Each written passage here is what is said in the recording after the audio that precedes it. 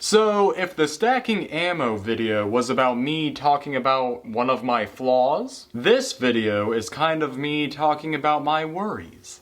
I know a lot of creative people. Some are much more talented than I, and some use that talent more than others. But those are just the people I know personally. There's still an army of creatives just always chucking away, and that's why so many industries are just oversaturated. So many people are writing books, making video games, making board games, making movies, making videos, making tutorials of how to not repeatedly repeat yourself. And most of these people, more often than not, are more talented than you. Oh, you think you're good at drums? Oh, watch this 7-year-old fucking murder that shit. And a lot of that ties into the volume, because if there's so many people doing it, then yeah, there will be people that shine.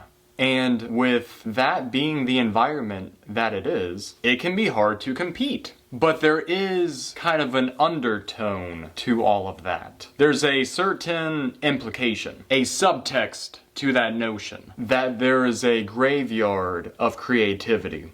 Here lies Squidward's hopes and dreams. Like, let's just take writing, for example. Let's say you get an idea, but you never actually do it. Boom! Dead. Or maybe you write the first draft, and you never do anything beyond that. Boom! Dead. Or you get some criticism on the story and it really kind of gets to you because you worked really hard on it and now you're being told that even your best effort isn't good enough. Boom! Dead. And so you give up. Boom! Dead. Or you take the criticism and you use it to get better, and then you try to put the story on submission and you start racking up those rejections to the point that you can't continue anymore. Boom! Dead. Or you do publish the story and it doesn't get a whole lot of traction. Boom.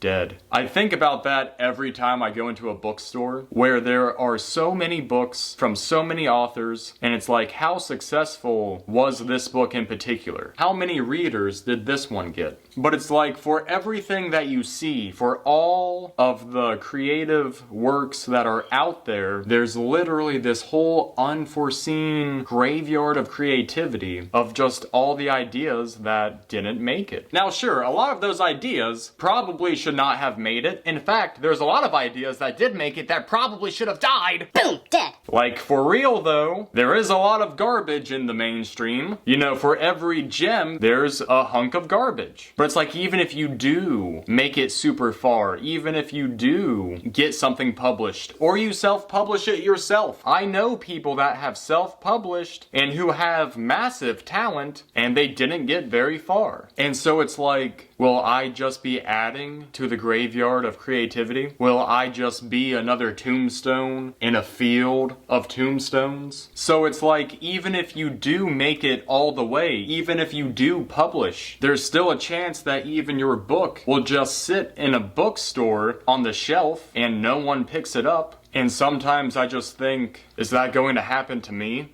Will that be me? Am I next? Will I be another tombstone? Will that be me? Does anybody care? Why do I even try? This is pointless. Stop while you're ahead. Am I going to be like them? No, you just don't get it. No, it doesn't, How because many you do times this will that be every me? single time. Will that be you? How far will you make? Will that be us?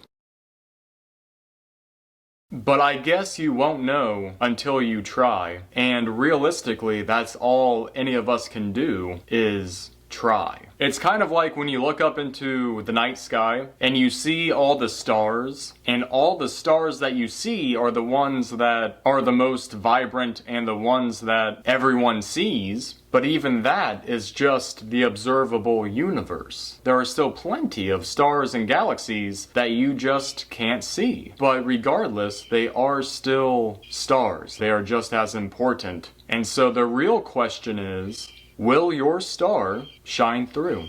What a happy video. Alright guys, I'll see you later. Bye.